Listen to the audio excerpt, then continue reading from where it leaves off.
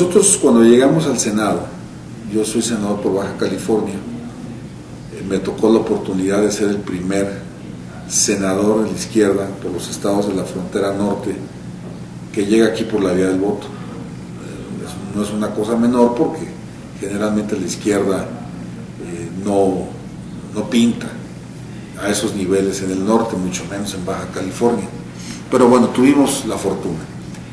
También cuando llegamos aquí se perfiló pues la cuestión de que soy un periodista de oficio, que no tenía encargo público anterior, sino que toda mi vida me había dedicado al periodismo, y precisamente por esa actividad cobré relevancia social que me permitió tener los votos suficientes para llegar aquí. Eso lo advirtieron muy bien los compañeros de la Junta de Coordinación y me ofrecieron integrar, presidir la comisión especial que tú refieres. Desde entonces, pues nosotros hemos estado observando una escalada en las agresiones tanto a los comunicadores como a las instalaciones de los medios e inclusive a compañeros que no tienen nada que ver con las áreas editoriales, sino que son compañeros de los medios de difusión.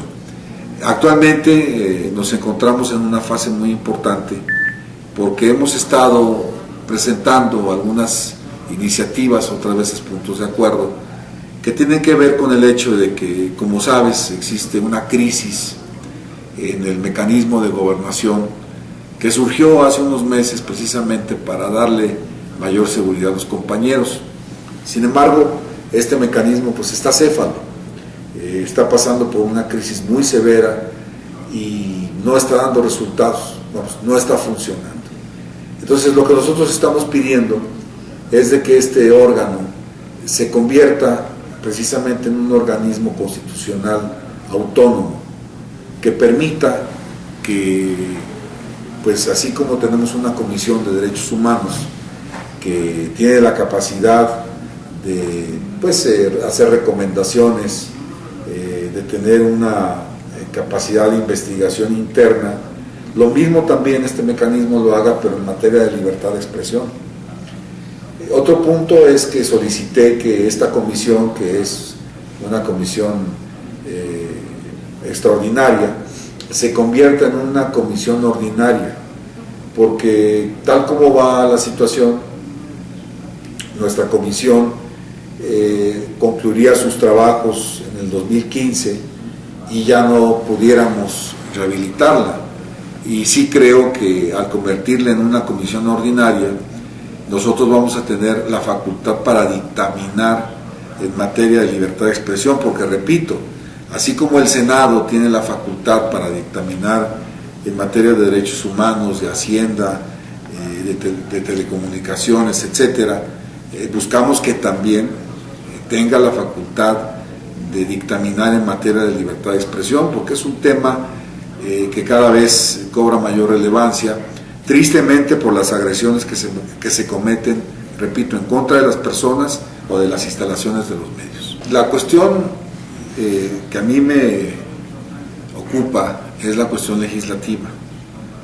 Yo soy, como te digo, periodista, pues tú y yo fuimos compañeros muchos años en un periódico muy importante y conozco el tema. Aunque mi trabajo es 100% parlamentario, yo me he enfocado también a la cuestión de la gestión. Esto es, algunos compañeros que me conocen o que saben que como ellos soy periodista, me llaman cuando hay alguna situación que les preocupa.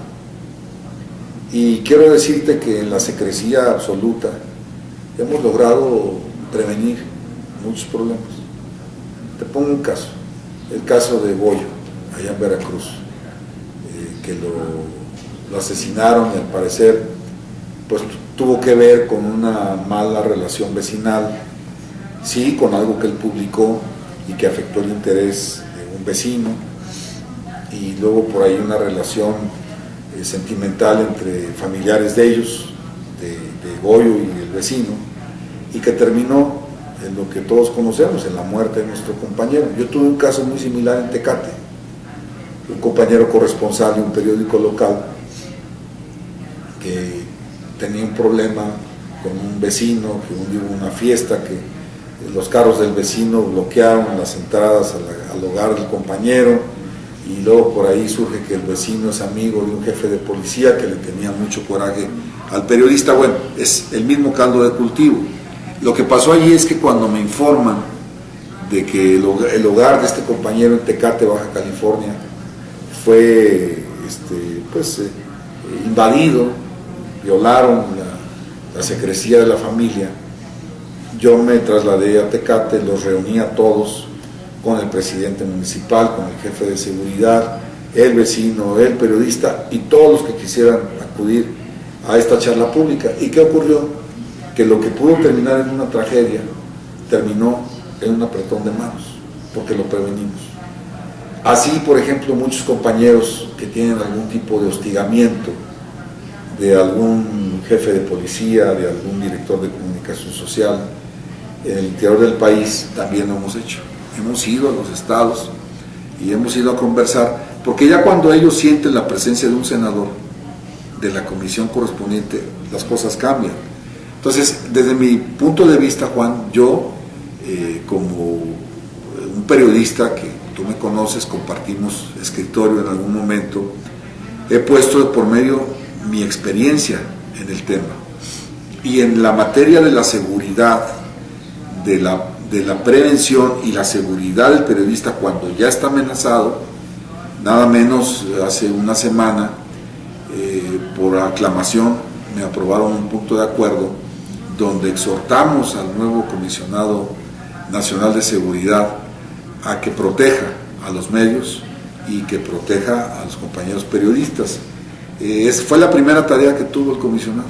O sea, lo ratificamos aquí hace unos días, y a los 2-3 días subimos a pleno este punto de acuerdo donde se le hace el exhorto, que además fue muy bien recibido por él. Más allá de esto, creo que también el hecho de que nosotros estemos demandando a través de la técnica parlamentaria el hecho de que toda amenaza a un medio, toda amenaza probada, justificada, fundada a un periodista, también se convierta en un tema de seguridad nacional. Porque así como si, por ejemplo, una embajada o un diplomático se siente amenazado, entra en un catálogo de la Secretaría de Gobernación. Entonces yo lo que estoy pidiendo es que también cuando un medio o un periodista o los dos resulten bajo una amenaza o con una agresión directa, esto se convierta en un tema de seguridad nacional y se aplique toda la ingeniería defensiva, todas las técnicas a disponibilidad para preservar la integridad del comunicador y la seguridad de la instalación. ¿Qué posibilidades hay de que sea una comisión dictaminadora, como son muchas comisiones, ¿no? Pues como te explicaba, efectivamente, las comisiones especiales se crean para atender un asunto en particular y se extinguen cuando el tema en particular se resuelve. No, este tema de las agresiones a los medios no se va a resolver nunca. Y por otro lado, si no se extingue porque concluye el tema, se extingue al fin de la legislatura. Entonces yo lo que estoy pidiendo es de que se considere ya una comisión ordinaria.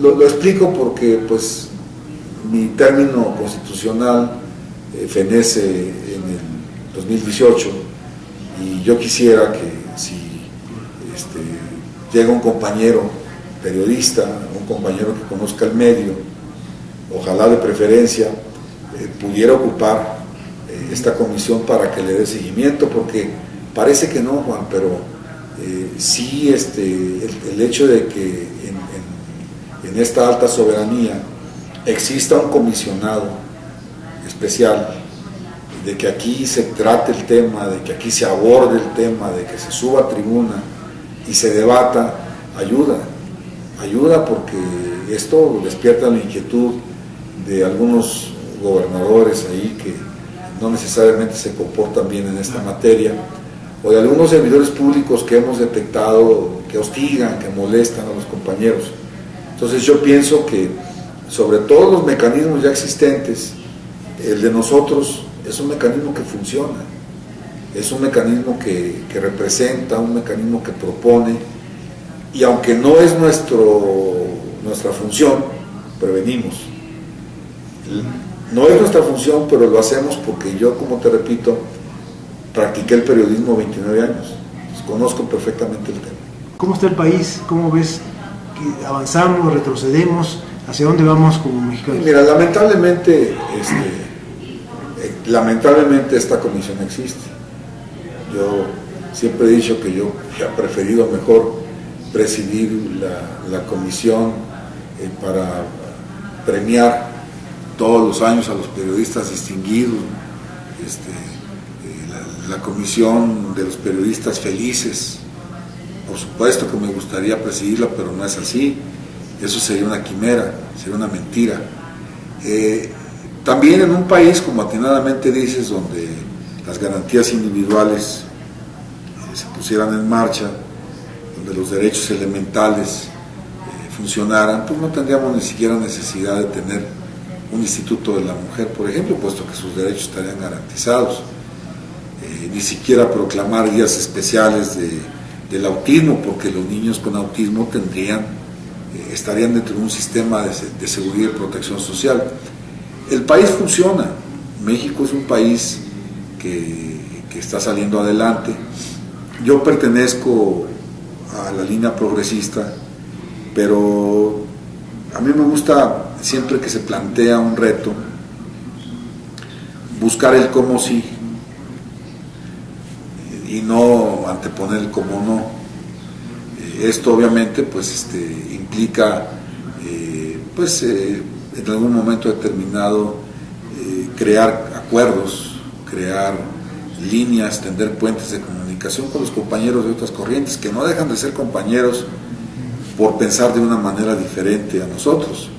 Entonces yo en mi caso sí creo que actualmente pues la reforma hacendaria que nos propuso el presidente de la República ha sido perniciosa.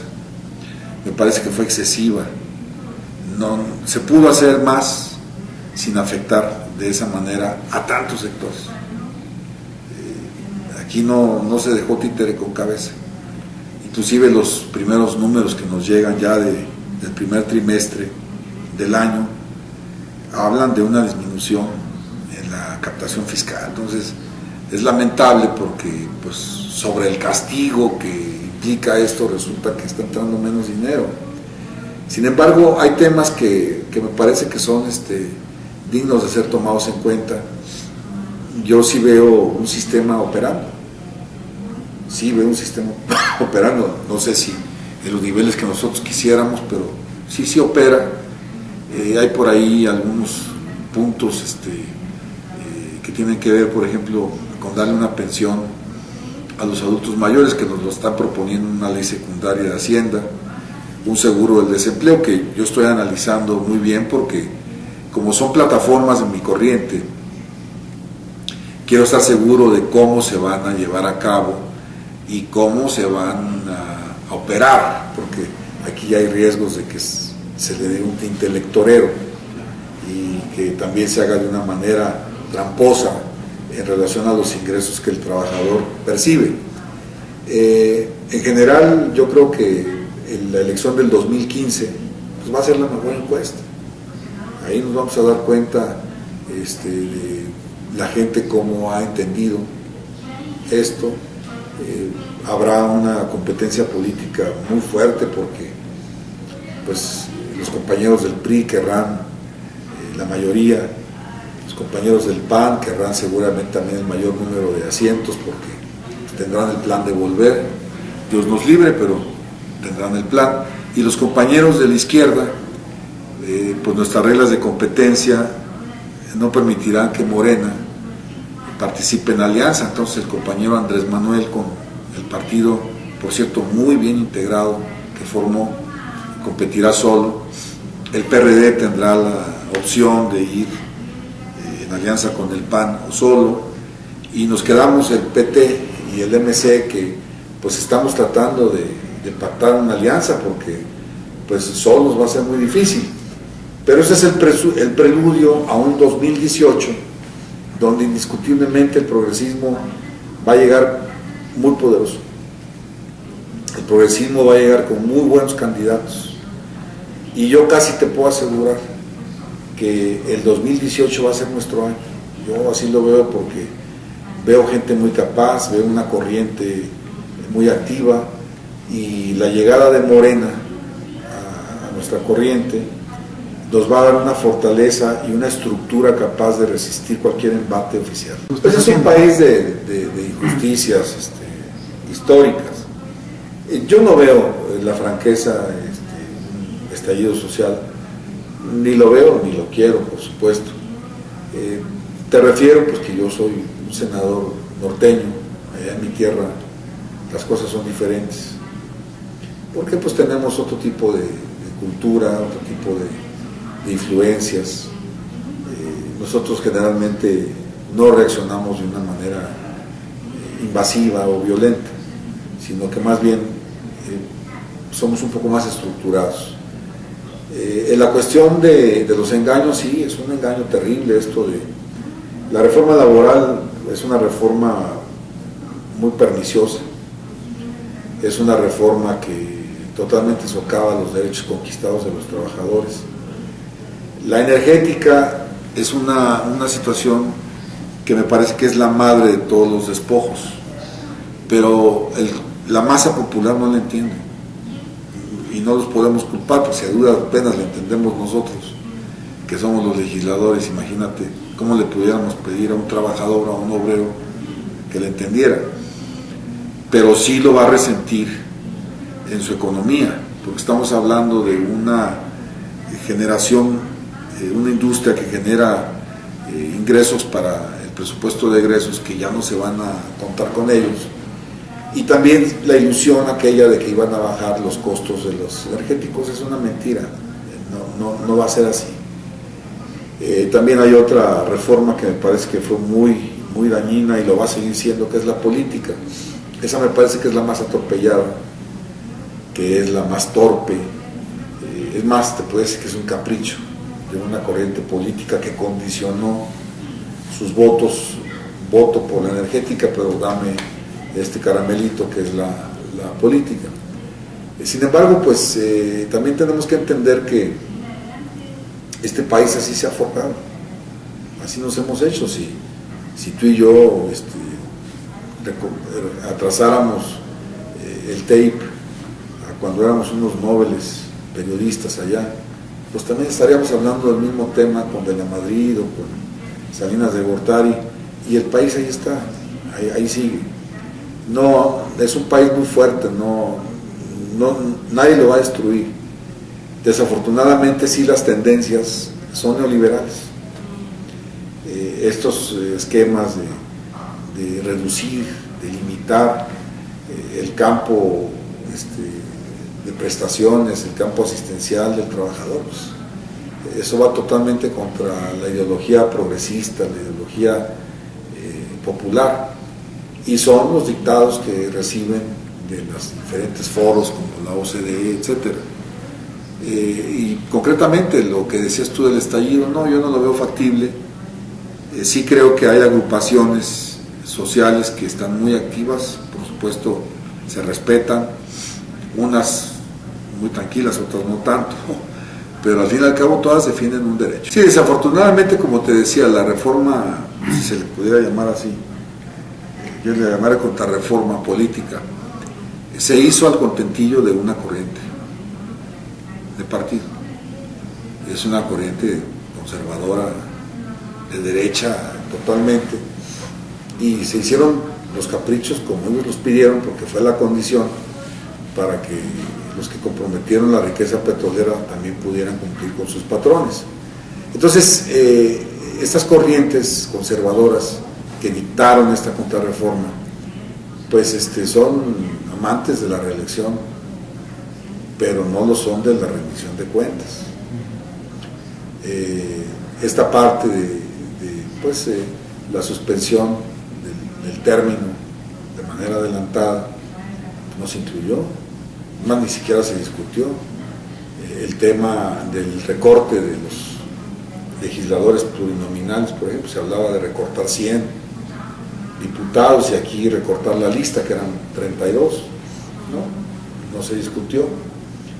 Y el tema de la reelección,